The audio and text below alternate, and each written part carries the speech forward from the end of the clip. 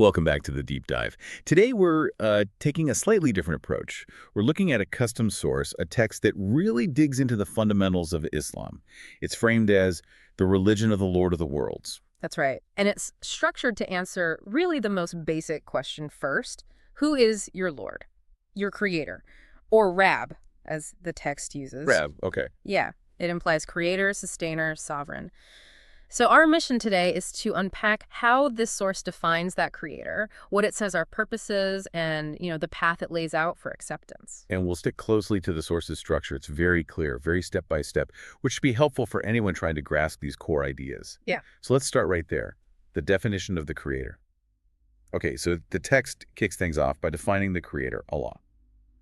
What are the key roles and characteristics it immediately highlights? It seems to jump right into his control over, well, everything. It does. It emphasizes total control, but uses very tangible examples. It talks about him being the creator of the heavens and the earth, sure, but also the one who sends down rain. Right, rain, which causes food to grow.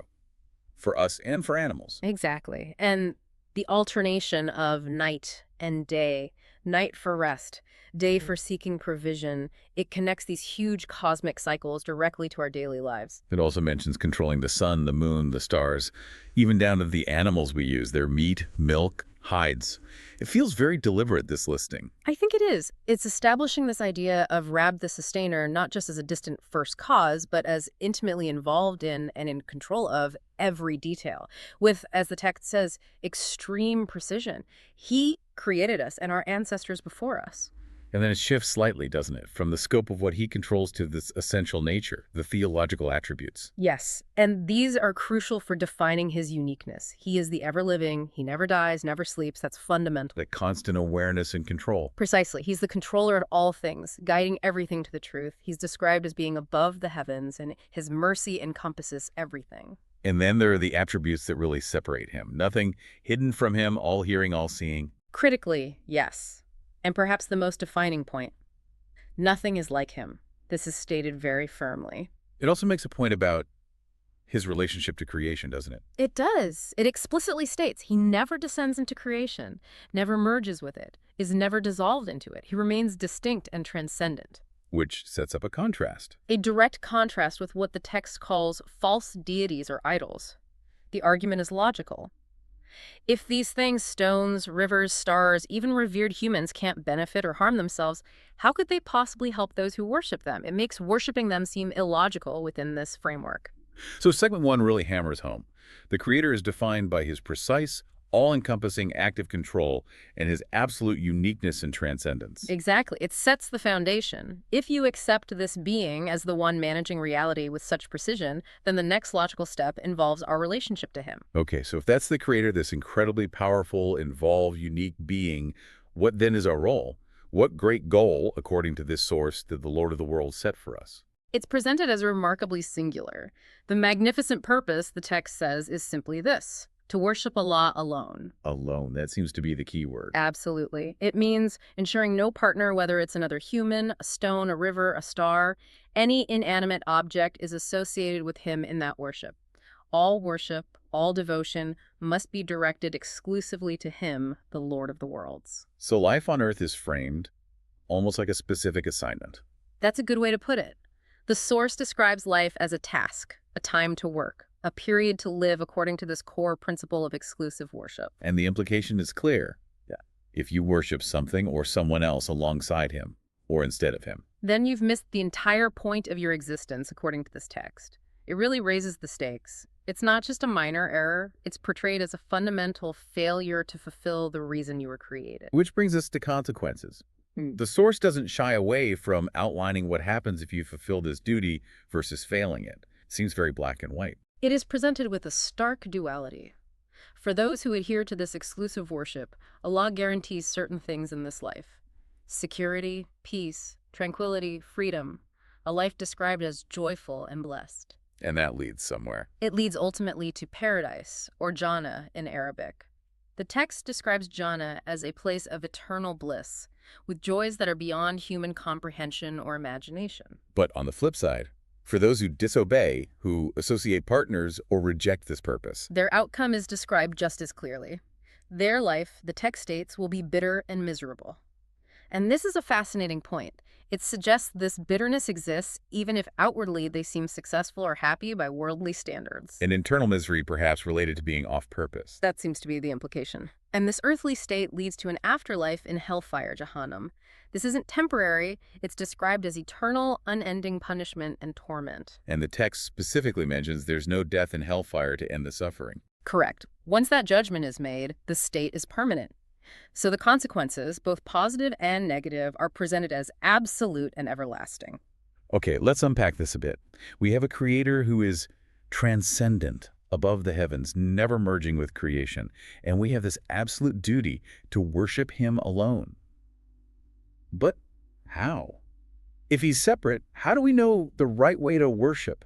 The specifics. That's the crucial gap the text addresses next. And the answer lies in the concept of prophets and messengers. Since direct communication isn't the model here, Allah chose specific individuals from humanity. And these weren't just any individuals.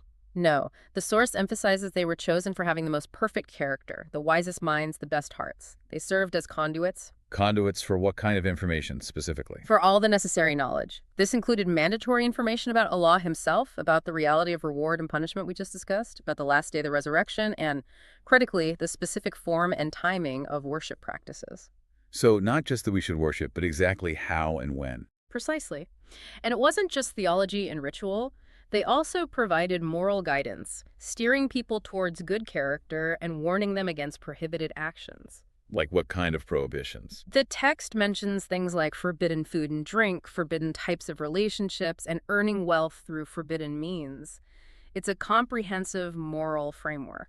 Now, the source also seems to provide a way to sort of authenticate these messengers. What are the criteria given for recognizing a genuine prophet? Yeah, this is interesting. It lays out several points.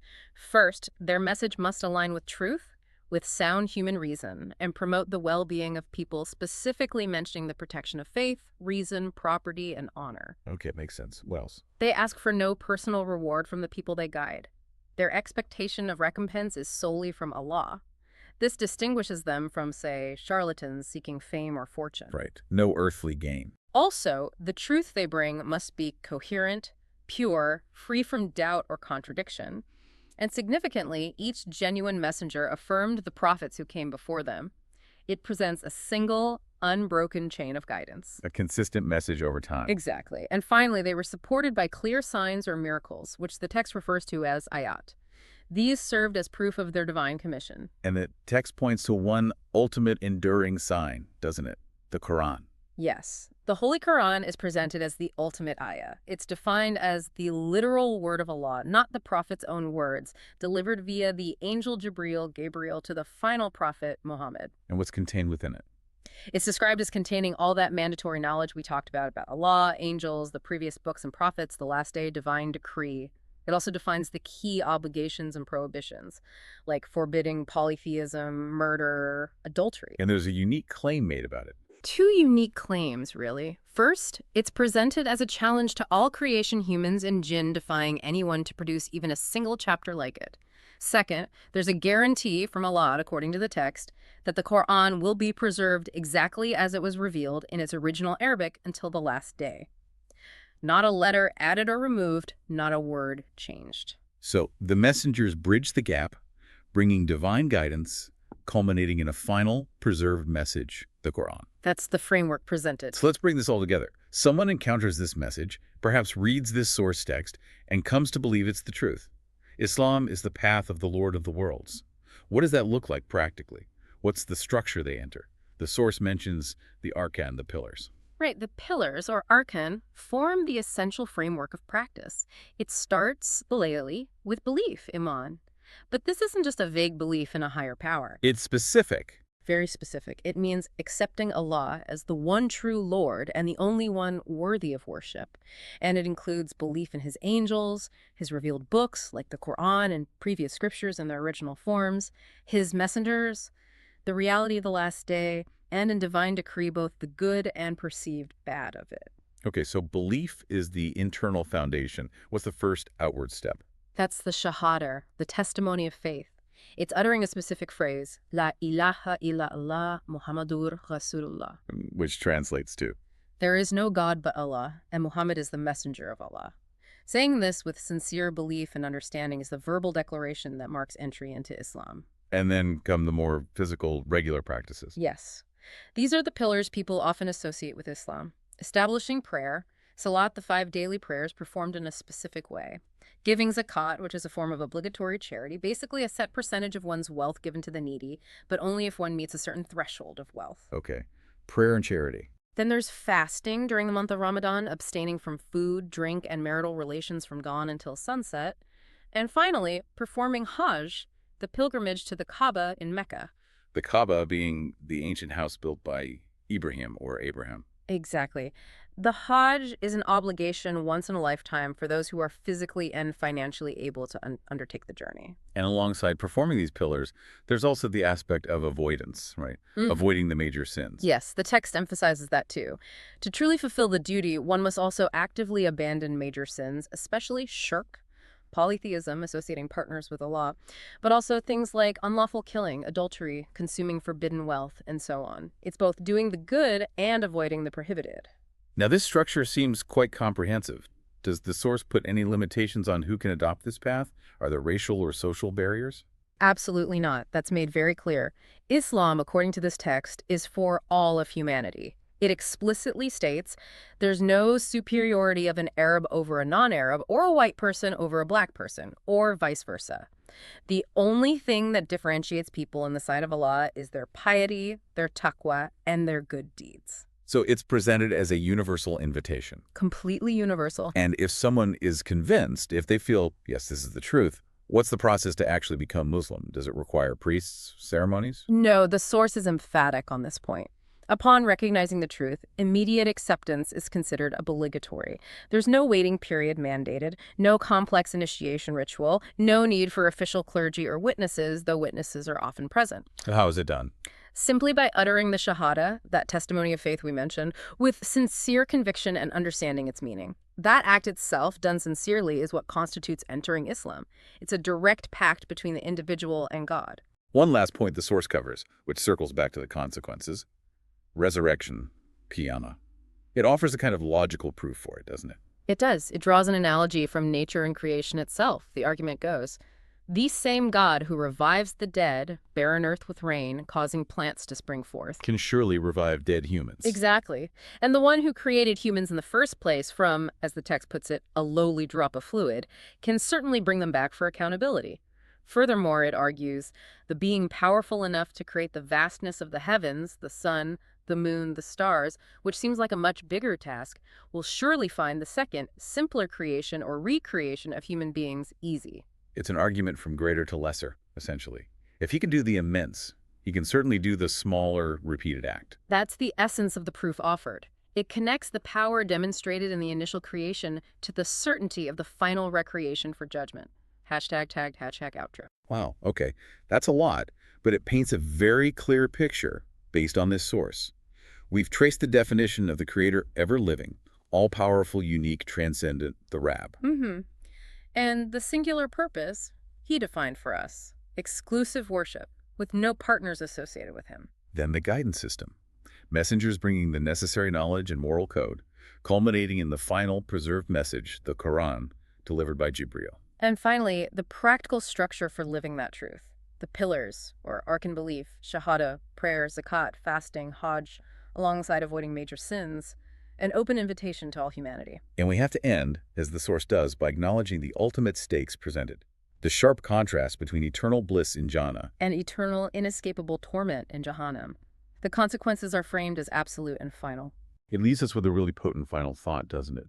The source insists that even those who seem happy and successful by worldly measures will find life bitter and miserable if they're disobeying this core purpose of creation.